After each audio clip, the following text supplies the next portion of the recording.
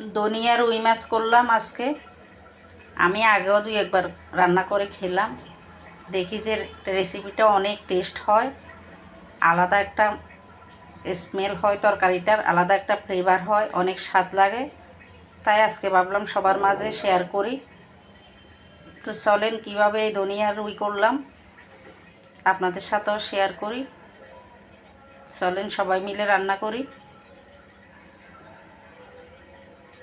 তরকারির কালারটাও অন্যরকম হয়ে গেছে ধনিয়া বেটে দেওয়াতে।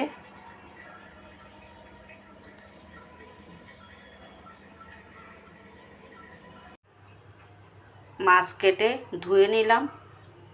মাছগুলো একটু ছোটো সাইজের, দেশি মাছ তো, দেশি মাছ সবসময় একটু ছোটো সাইজের হয়, খেতে কিন্তু অসাধারণ। দেশি মাছ বলতে স্বাদ লাগে আমার কাছে। মাছগুলো লবণ, হলুদ, মরিচ দিয়ে মেখে ভেজে নিচ্ছি।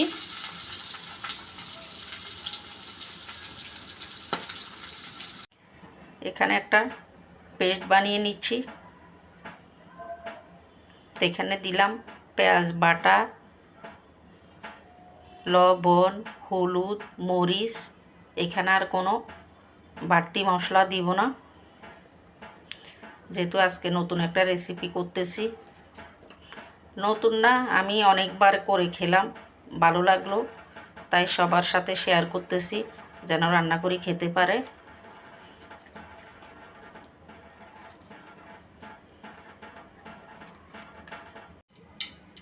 কড়াইতে তেল দিয়ে দিলাম, তেল গরম হলো, বানিয়ে রাখা পেঁয়াজ দিয়ে দিচ্ছি।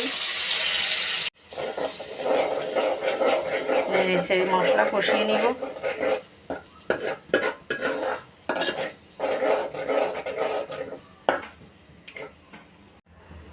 মশলা কষানি হয়ে গেছে, এই যে মশলার থেকে তেল ছেড়ে আসছে উপরে। ভেজে রাখা মাছ দিয়ে দিচ্ছি মশলাতে।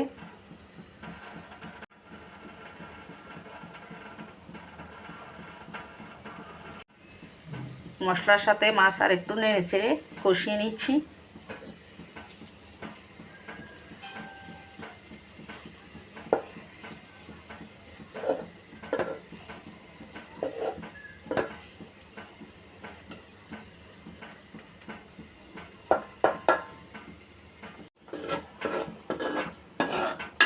জল দিয়ে উতরিয়ে নিচ্ছি।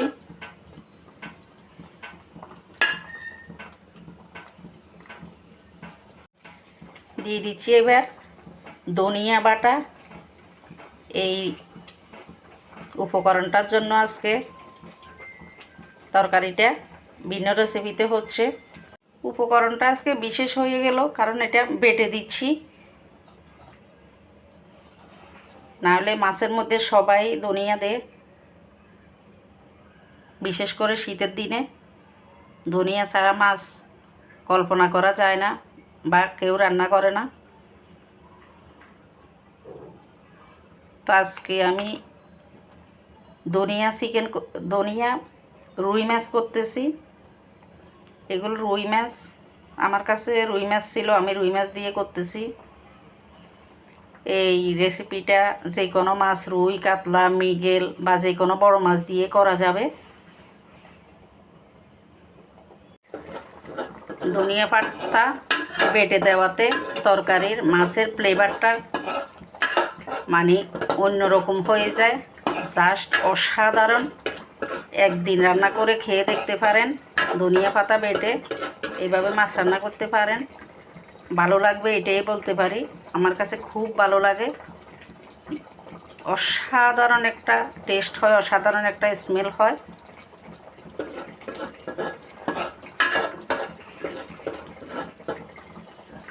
তো আমার মাছ রান্না মোটামুটি হয়ে আসছে।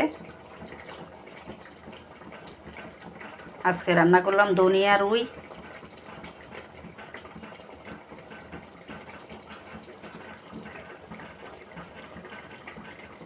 লবণ দেখে নিচ্ছি,